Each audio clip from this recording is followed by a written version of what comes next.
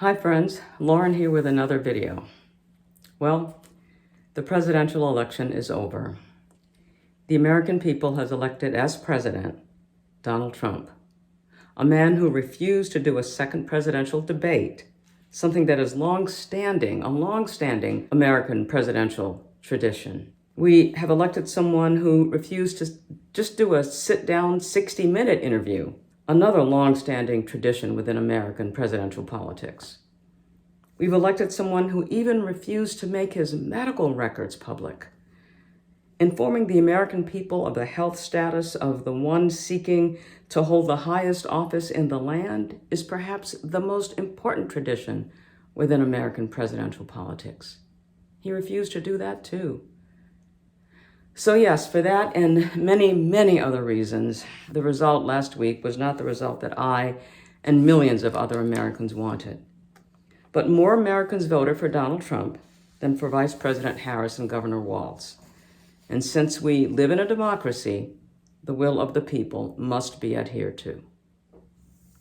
Vice President Harris and Governor Walz did an amazing job during their campaign. I'm proud of them both. I'm particularly proud of Vice President Harris.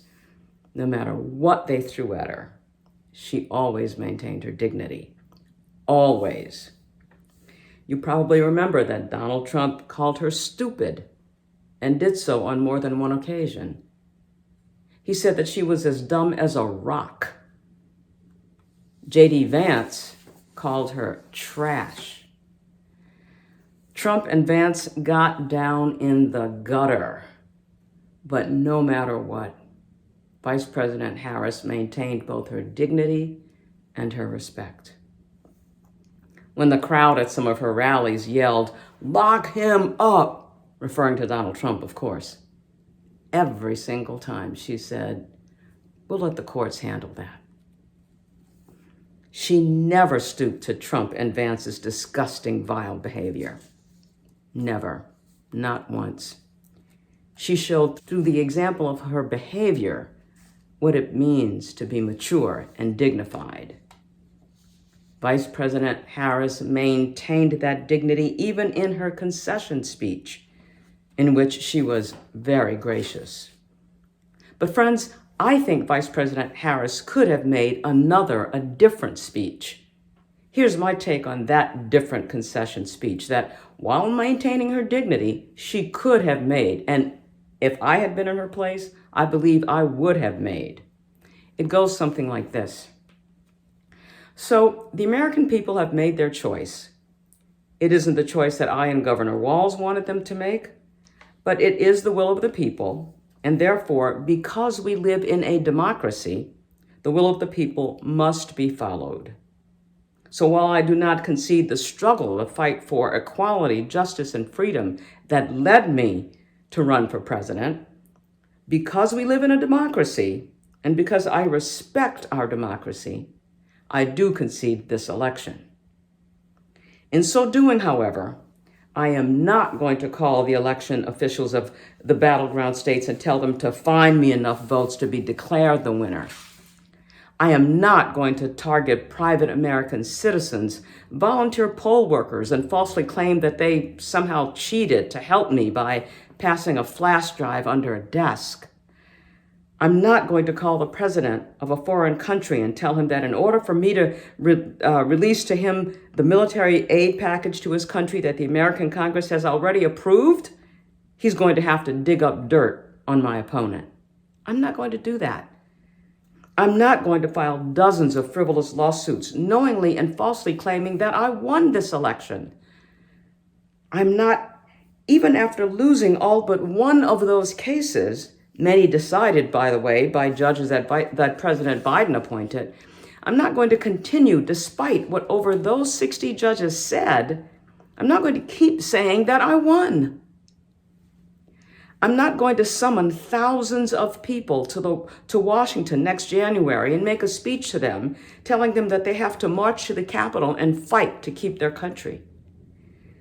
I'm not going to then sit in the White House for hours and then watch with delight as that angry mob of people invade and desecrate the U.S. Capitol building and do nothing for hours while ignoring pleas to call in the National Guard.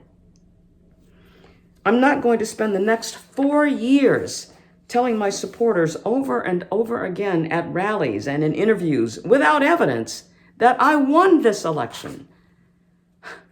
I'm not going to work them up into an angry frenzy by telling them that lie over and over and over again. Over the next several weeks between now and the inauguration, I will not refuse to aid in all of the important transition activities that it is my responsibility to engage in. With President Harris, I will do everything I can to ensure that we have a smooth transition and a peaceful transfer of power. Next January, I am not going to refuse to certify your win of this election because as the Vice President of the United States, it is my constitutional obligation to do so. I will not refuse to attend your inauguration ceremony next January. I'm not going to do any of those things because it is not what a rational person does. It's not what a mature person does. It's not what a person who believes in democracy does. It's not what a person who wants to be an example for American children does. It's not what an honest person does. I love my country both when I win and when I lose. For those reasons, I will not behave in any of those ways. I will not be a sore loser. Now, of course, I would have gone on to sincerely thank Governor Walz and all of the thousands of people who volunteered for and who financially contributed to my campaign, as well as the millions of people who voted for me, of course. But if it had been me, I would certainly have said those and other things as well, the things that I mentioned earlier. But the Vice President didn't mention any of them. I think she's more gracious than I am. A more gracious person than me. I admire her tremendously for her maturity and her grace. Okay, that's my take on what could have been a different concession speech. That's it for now, friends. I'll be back soon with another video. Until then, take care. Bye for now.